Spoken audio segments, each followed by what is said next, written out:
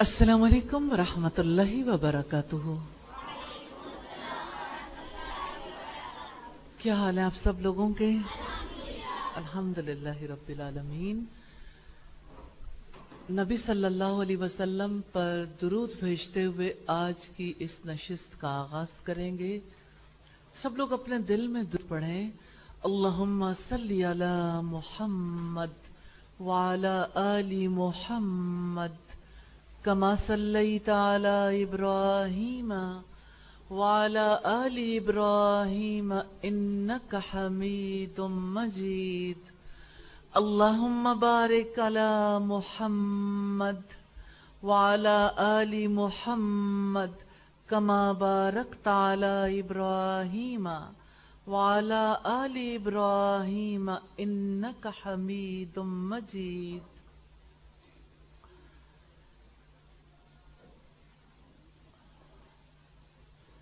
औज़ु बिल्लाहि मिनश शैतानिर रजीम। बिस्मिल्लाहिर रहमानिर रहीम।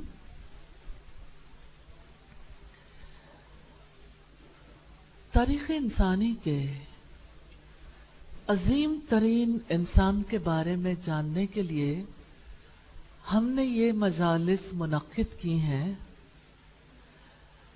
जिनमें से पहली मजलिस का मौजू है 12 मॉर्निंग हैबिट्स।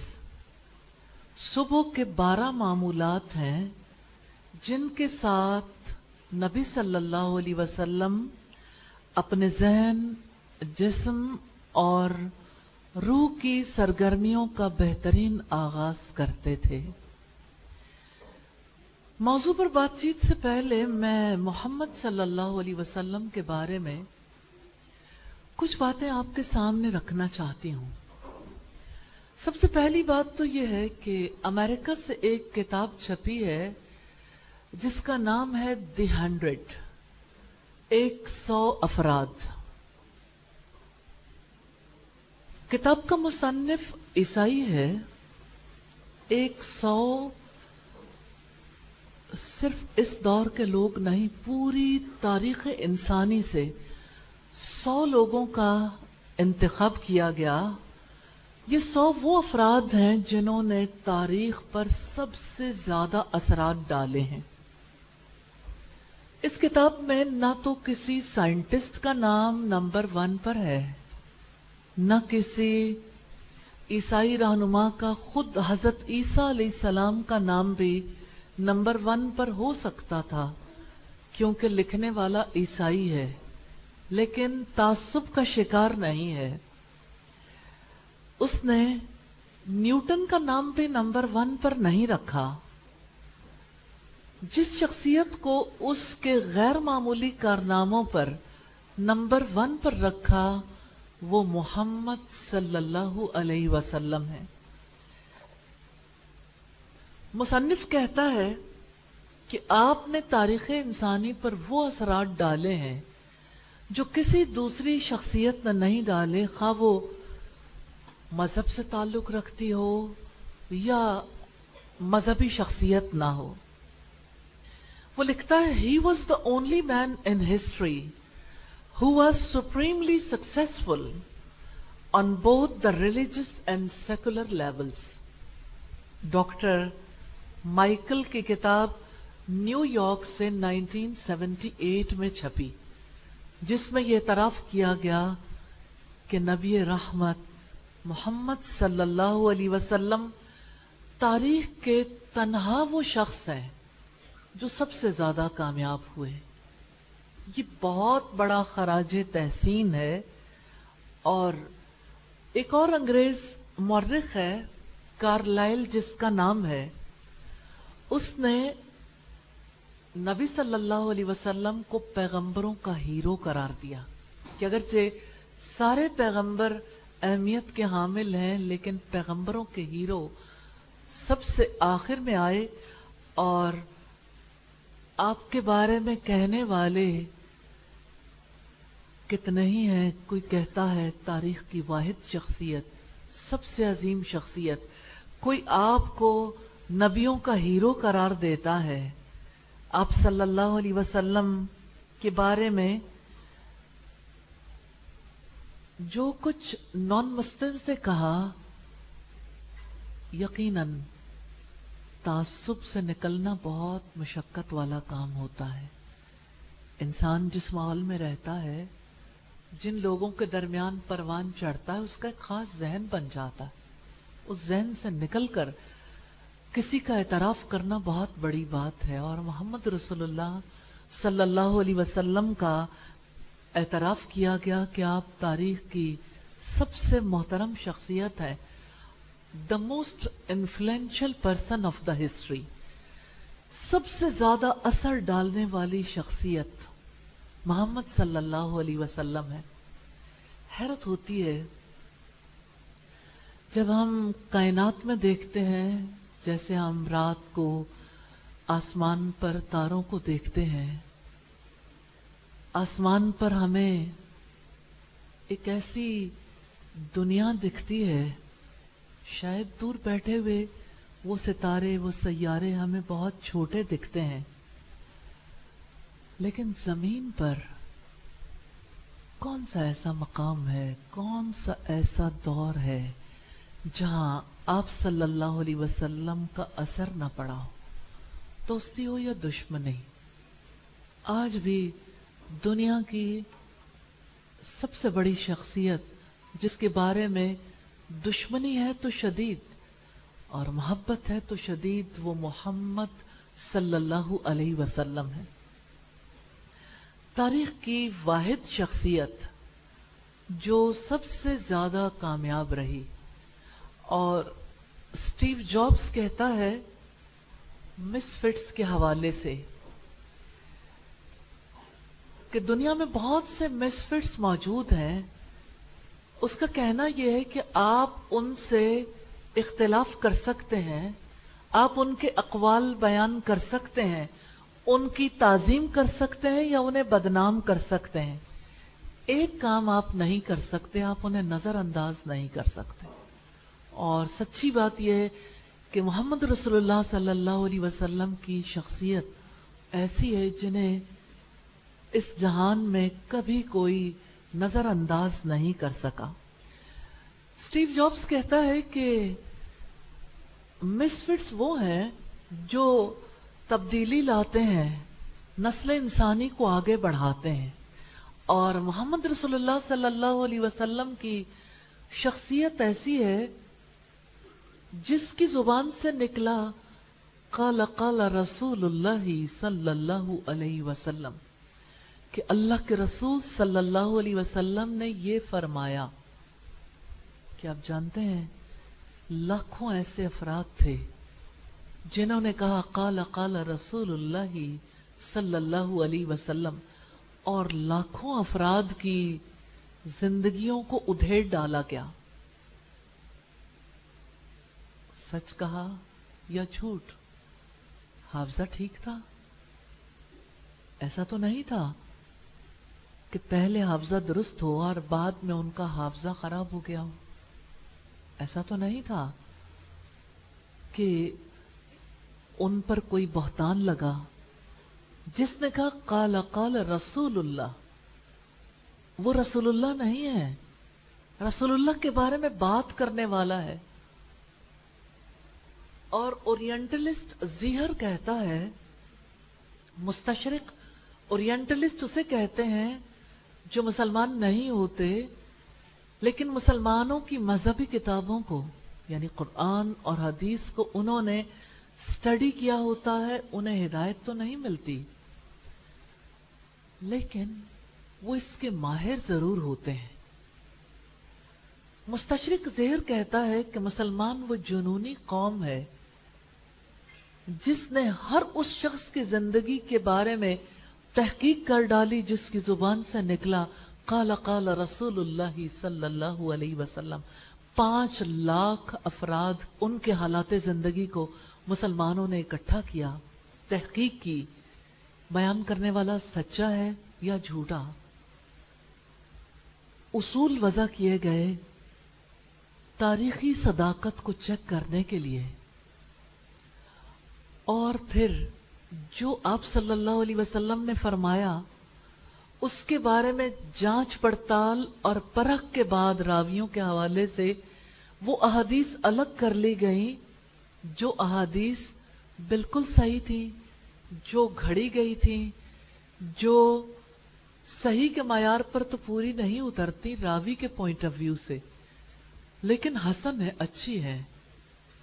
یا اگر کسی جگہ پر ایک راوی رہ گیا تو اسے خبر واحد کہا گیا، لیکن کوئی ایک حدیث بھی ایسی نہیں جس کا مقام متعین نہ کیا گیا ہو.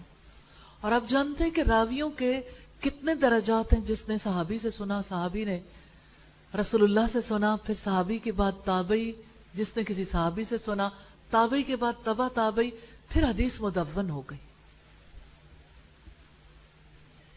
اللہ پاک نے کتنی سچی بات ارشاد فرمائی، اِنَّا نَحْنُ نَزَّلْنَا الذِّكْرَ وَإِنَّا لَهُ لَحَافِظُونَ، بے شک ہم نے اس ذکر کو نازل کیا اور ہم ہی اس کی حفاظت کرنے والے. اور آپ جانتے ہیں الذکر قرآن حکیم بھی ہے. اور ایک اور چیز جس کا تذکرہ ہمیں قرآن حکیم میں جا بجا ملتا ہے، اللہ رب العزت نے فرمایا سورہ النجم میں، وَمَا يَنْتِقُ عَنِ الْهَوَىٰ إِنْ هُوَ إِلَّا وَحْيٌ يُوحَىٰ، آپ تو اپنی مرضی سے لب کشائی نہیں کرتے، آپ وہی کچھ کہتے ہیں جو آپ کی طرف وحی کی جاتی ہے. تو آپ نے جو کہا اللہ تعالیٰ کی پسند اس کے حکم کے مطابق، آپ نے جس سے روکا اللہ تعالیٰ کی پسند ناپسند اور اللہ تعالیٰ جس سے ناراض ہوتے ہیں اس چیز سے آپ نے روکا. جس پر خاموشی اختیار کی تو اس وجہ سے کہ نہ وہ پسندیدہ ہے نہ ناپسندیدہ، کرنا چاہیں تو کر لیں، نہ کرنا چاہیں تو پکڑ نہیں. تو ایسی تمام احادیث جو ہم پڑھتے ہیں جن کی تحقیق ہوئی وہ بھی اللہ تعالیٰ کی جانب سے وحی ہے. تو وحی صرف قرآن نہیں ہے. ڈاکٹر یاسین مظہر الدین صدیقی جن کا تعلق علی گڑھ یونیورسٹی سے ہے، 2000 میں میری ان سے ملاقات ہوئی تھی. وہ پاکستان آئے، بہت اعلیٰ نوعیت کی تحقیقی کتب لکھی ہیں، جن میں سے ایک کتاب میں انہوں نے ثابت کیا ہے کہ حدیث وحی ہے. تو حدیث اللہ تعالیٰ کی جانب سے ہے. جو اللہ کے رسول نے کہا، کیا، روکا یا جس پر آپ خاموش رہے، وہ سب کچھ اللہ تعالیٰ کی جانب سے ہے. اللہ تعالیٰ نے اس کی حفاظت بھی اسی طرح سے کی جیسے اپنے کلام قرآن مجید کی حفاظت کی ہے. آج اگر ہمیں دنیا میں موسٹ انفلوئنشل پرسنالٹی محمد صلی اللہ علیہ وسلم کی نظر آتی ہے تو آپ صلی اللہ علیہ وسلم اللہ تعالیٰ کا انتخاب تھے. اور آپ صرف اپنی انفرادی زندگی میں ایک اچھے انسان نہیں تھے. جیسے آج مسلمانوں کو غلط فہمی ہو گئی کہ اچھی عبادت کر لو تو اتنا ہمارے لیے کافی ہے، نماز، روزہ، حج، زکوٰۃ اور ذکر اذکار، اور اس کے علاوہ زیادہ سے زیادہ صدقہ کر لیں، دعائیں کر لیں، دیٹس اٹ. مجھے حیرت ہوتی ہے جب محمد صلی اللہ علیہ وسلم کی نبوت کا پہلا معاملہ تھا، پہلی وحی نازل ہوئی، سیدہ خدیجہ رضی اللہ تعالی عنہ کے پاس رسول اللہ آئے تھے اور آپ نے جاتے ہی کہا تھا مجھے کچھ اڑا دو. ناقابل برداشت واقعہ تھا، سمجھ میں نہ آنے والا، کیونکہ حضرت جبریل علیہ السلام انسانی شکل میں آئے یا اپنی اصل شکل میں، آپ کو ساتھ لگایا، 3 مرتبہ بھیجا تھا، حتیٰ کہ آپ صلی اللہ علیہ وسلم نے وحی کے الفاظ دہرا دیے تھے. جب آپ واپس آئے، جب آپ نے کچھ آرام کر لیا، اٹھ بیٹھے، سیدہ خدیجہ سے کہا لقد خشیت علی نفسی، مجھے میری جان کا ڈر ہے. تو سیدہ خدیجہ نے اس موقع پر کہا تھا کلا واللہ ما یخزیک اللہ ابدا، ہرگز نہیں، اللہ کی قسم اللہ تعالیٰ آپ کو کبھی رسوا نہیں کریں گے۔ مجھے سیدہ خدیجہ کے اس بیان کو ضرور آپ کے سامنے رکھنا ہے، جن میں کوئی ایک کام بھی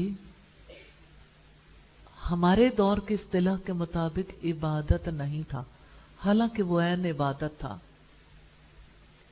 سیدہ خدیجہ نے کہا اِنَّكَ لَتَصِلُ الرَّحِمِ، آپ تو صلہ رحمی کرتے ہیں، اللہ تعالیٰ آپ کو کبھی رسوا نہیں کرے گا، آپ رشتوں کو جوڑتے ہیں۔ آپ مجھے یہ بتائیے، رشتہ داری کو جوڑنا کون عبادت سمجھتا ہے؟ کتنے کم لوگ ہیں جو رشتے کی حفاظت اس لیے کرتے ہیں کہ یہ اللہ تعالیٰ کا حکم ہے اور یہ اللہ تعالیٰ کی اطاعت کا کام ہے۔ کیوں آج رشتوں میں دراڑ آئی ہے؟ کیوں آج انسانوں کی حرمت کا خیال دلوں سے اٹھ گیا؟ کیوں رشتے ٹوٹ گئے؟ کیوں رشتے دار ایک دوسرے کے بارے میں دلوں میں اچھے جذبات نہیں رکھتے؟ اس لیے کہ لوگوں کو یہ انڈرسٹینڈنگ نہیں ہے کہ رشتہ جوڑنا عبادت ہے۔ سیدہ خدیجہ نے دوسری گواہی دی تھی، یہ آپ کی نبوت کا آغاز ہے اور پہلی گواہی ہے، اور ایک خاتون کی گواہی ہے، وہ جو آپ صلی اللہ علیہ وسلم کی شریکہ حیات تھیں، گواہی دیتی ہیں کہ آپ مہمان نوازی کرتے ہیں۔ کتنے کم لوگ ہیں جو عبادت سمجھ کر مہمان نوازی کرتے ہیں۔ نبی صلی اللہ علیہ وسلم نے فرمایا من کان یؤمن باللہ والیوم الآخر فلیکرم ضیفہ، جو اللہ تعالی اور آخرت کے دن پر ایمان رکھتا ہے اس پر لازم ہے کہ اپنے مہمان کی عزت کرے۔ تو ہم ایسے دور میں رہتے ہیں جہاں انسان کی عزت کرنا، جہاں انسانوں کی کیئر کرنا، جہاں انسانوں کو مہمان کے طور پر عزت کے ساتھ ریسیو کرنا عبادت نہیں سمجھا جاتا۔ مہمان آ جائیں تو انہیں اپنے لیے اللہ تعالیٰ کا انعام نہیں سمجھا جاتا۔ اور آپ صلی اللہ علیہ وسلم کی کیریکٹرسٹکس ہیں انسان دوستی کی، کہ آپ رشتے کو جوڑتے ہیں، صلہ رحمی کرتے ہیں، آپ مہمان نوازی کرتے ہیں، اور اچانک گراف بہت اوپر چلا جاتا ہے۔ سیدہ خدیجہ کہتی ہیں کہ آپ درماندہ محروم لوگوں کو کما کر دیتے ہیں۔ مجھے ہمیشہ حیرت ہوتی ہے مسلمان قوم پر، اس میں کوئی شک نہیں، لوگ محروم لوگوں کی مدد کرتے ہیں، اسلامک آرگنائزیشنز بھی اور پرسنل لیول پر بھی لوگ ہیلپ کرتے ہیں، لیکن آپ اگر اوور آل دیکھیں کتنے کم لوگ ہیں جو اپنے لیے نہیں کمزور لوگوں کے لیے کمائیں۔ میکسیمم یہ بات ملتی ہے کہ اپنے لیے کمایا، اللہ تعالیٰ نے جسے فرض قرار دیا وہ زکوٰۃ دے دی، کچھ زیادہ دل کے اندر طلب محسوس ہوئی صدقہ کر دیا۔ آپ کے رسول تو وہ ہیں جن کی کمائی کا مقصد ہی غربا پروری تھا، کہ وہ لوگوں کی تکلیف کو اس قدر اپنے دل کے اندر محسوس کرتے تھے۔ نبوت کے اعلیٰ مقام پر فائز ہے، اور یہ پہلی گواہی ہے، پہلا فرد ہے جو اسلام لایا، وہ آپ صلی اللہ علیہ وسلم کے اخلاق کی گواہی دیتا ہے کہ آپ محروم لوگوں کو کما کر دیتے ہیں، یتیموں اور بیواؤں کی مدد کرتے ہیں۔ کتنے لوگ ہیں جو یہ سمجھتے ہیں کہ عبدالستار ایدھی نے انسان دوستی کا حق ادا کر دیا۔ نو ڈاؤٹ عبدالستار ایدھی نے بڑا کام کیا، محمد رسول اللہ کی خاک پا کے برابر بھی نہیں۔ یہ بات میں جذباتی ہو کے نہیں کہہ رہی، مجھے تکلیف اس بات کی ہے کہ مسلمان قوم نے ایسی پوسٹیں لگائیں، ایسے میسیجز وائرل کیے کہ عبدالستار ایدھی نے بیواؤں کی خدمت کی اور اللہ کے رسول نے بیواؤں سے شادیاں کی. نہیں جانتے اپنے رسول کو، اس وجہ سے ایسی باتیں کہتے ہیں. آپ صلی اللہ علیہ وسلم نے خود کمایا، بیواؤں کے لیے کمایا، یتیموں کے لیے کمایا. عبدالستار عیدی نے تو ڈونیشنز تقسیم کی نا. ڈونیشن لے کے کسی تک پہنچانا اتنا بڑا کام نہیں ہے. کما کر اپنی کمائی کو لٹانا یہ اصل کام ہے. تو آپ صلی اللہ علیہ وسلم اور آپ کے ساتھی وہ کیسے لوگ تھے؟ رسول اللہ کے ساتھ رہنے والے. سیدنا ابو بکر خلیفہ بن گئے تب بھی وہی کام کرتے تھے جو خلیفہ بننے سے پہلے. بزرگ خواتین جو اپنے کام نہیں کر سکتی تھیں، بیوائیں ان کی خدمت کرنے کے لیے خلیفہ وقت نکلتا ہے، برتن دھو کے آتا ہے، جھاڑو پوچھا کر کے آتا ہے، ضروریات پوری کر کے آتا ہے. یہ محمد رسول اللہ صلی اللہ علیہ وسلم کی انسان دوستی تھی جو آپ صلی اللہ علیہ وسلم کے پیروکاروں میں بھی سرایت کر گئی.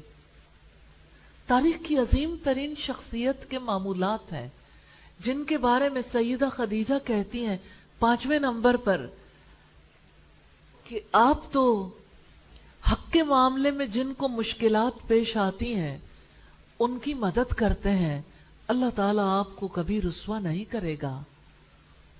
تو آپ صلی اللہ علیہ وسلم مددگار تھے، حساس دل رکھنے والے تھے. پیدا ہوئے ماں کے پیٹ میں ہی در یتیم تھے. یتیم ہونے کی حیثیت میں آنکھ کھولی. اور آپ جانتے ہیں جس کے سر پر باپ کا شفقت بھرا سایہ نہیں ہوتا، سوسائٹی اس کے ساتھ کیا معاملہ کرتی ہے. تو اللہ تعالیٰ نے آپ کو ان ساری تکالیف سے گزروایا جس کی وجہ سے آپ دنیا کے سب سے بڑے انسان دوست تھے. آپ سے زیادہ ہیومینٹی کسی میں نہیں تھی. آپ نے جو دین سکھایا اس دین میں بھی انسانوں کی خدمت کا پہلو نمایاں نظر آتا ہے. تو آپ صلی اللہ علیہ وسلم نے اپنی ذات سے مثال پیش کی. ہمیں رب العزت نے فرمایا لَقَدْ كَانَ لَكُمْ فِي رَسُولِ اللَّهِ أُسْوَةٌ حَسَنَةٌ، بلا شبہ یقیناً آپ کے لیے اللہ کے رسول صلی اللہ علیہ وسلم کی زندگی میں بہترین نمونہ ہے. کیونکہ آپ تبدیلی لے کر آئے. آپ کی تبدیلی صرف آپ کے دور تک محدود نہیں تھی. آپ کی تبدیلی کی لہریں قیامت تک دنیا کے ہر حصے میں محسوس کی جاتی رہیں گی. اور دنیا کا وہ کون سا گوشہ ہے جہاں آپ سے محبت کرنے والے، آپ پر جانے نچھاور کرنے والے نہ پائے جاتے ہوں. محمد رسول اللہ صلی اللہ علیہ وسلم کی شخصیت ایسی تھی. میں کبھی قرآن دیکھتی ہوں نا، کبھی حدیث کی کتب میں، سیرت میں محمد صلی اللہ علیہ وسلم کی حیات دیکھتی ہوں. اپنی فیلنگز آپ سے شیئر کرنا چاہتی ہوں. قرآن مجید میں الفاظ ہیں، ایسے الفاظ جو اللہ تعالیٰ کا پیغام، اللہ تعالیٰ کی چاہت، اللہ تعالیٰ کی ناپسند سب کچھ ہم تک پہنچاتے ہیں. اور آپ دیکھیے محمد صلی اللہ علیہ وسلم کی حیات ہے. آپ کیسے اٹھے، آپ بیٹھتے کیسے تھے، آپ لوگوں کو کیسے ملتے تھے، آپ لوگوں سے کیسے رخصت ہوتے تھے، آپ کھانا کیسے کھاتے تھے. آپ صلی اللہ علیہ وسلم کے بارے میں اہل مکہ نے کہا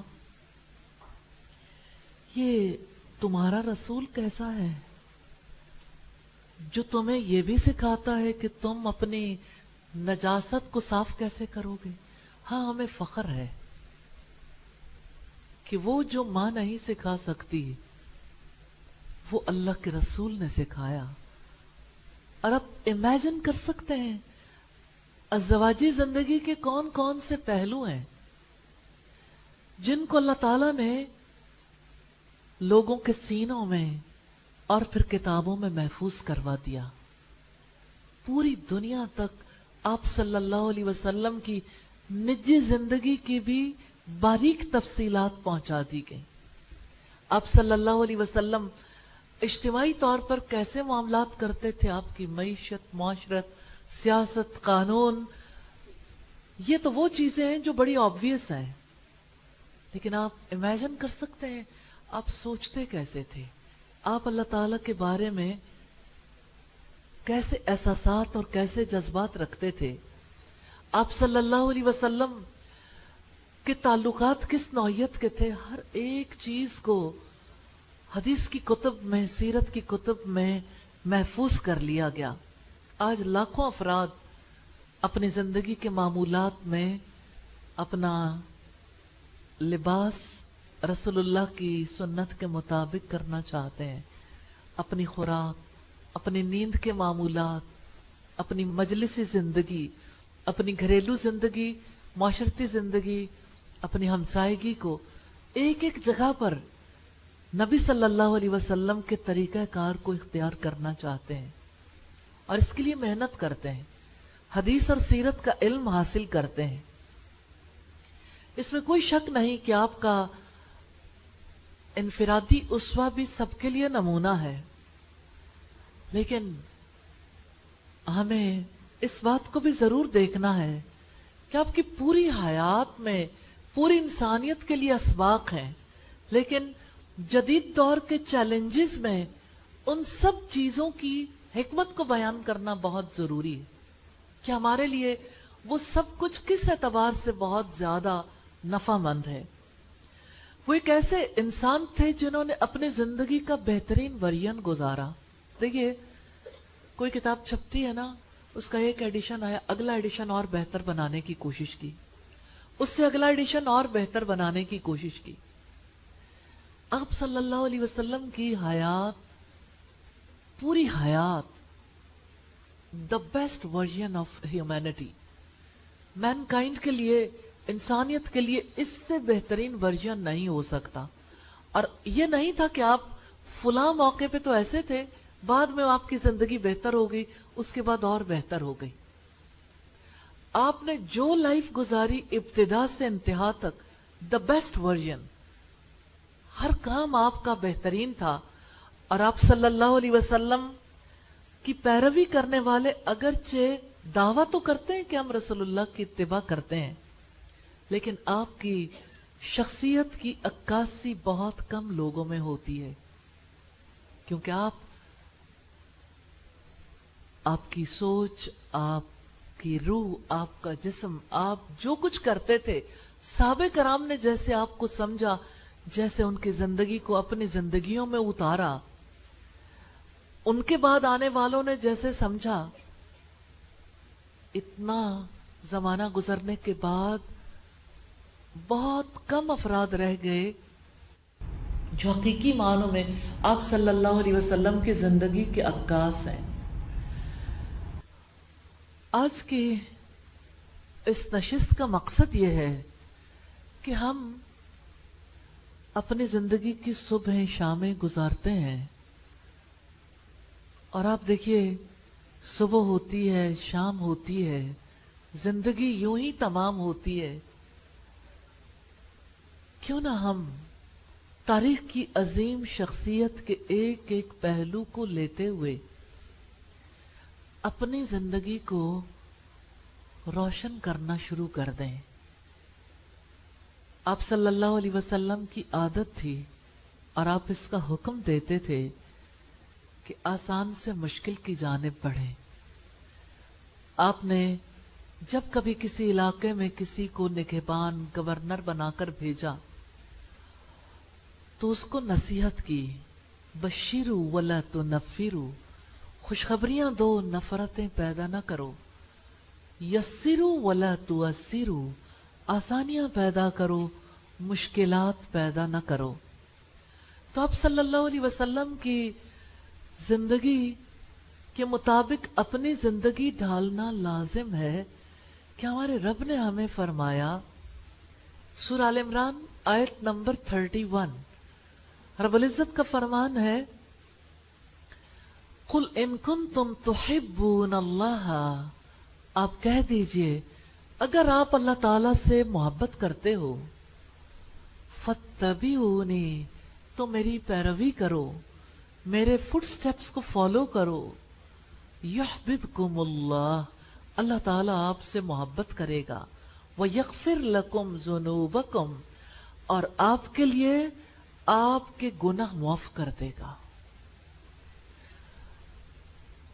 تو اب دیکھیے کہ محمد صلی اللہ علیہ وسلم کی پیروی کرنے کی، آپ کی زندگی کے اعمال اختیار کرنے کی خوشخبری کتنی بڑی ہے۔ اگر اللہ تعالیٰ سے محبت ہے نا تو اپنے نبی کو فالو کر لو، اللہ تعالیٰ تب آپ سے محبت کرے گا، اور اللہ تعالیٰ تب آپ کے گناہوں کو بخش دے گا، یعنی اس سے پہلے کی جو غلطیاں ہیں اللہ تعالیٰ ان سے آپ کو پاک کر دے گا۔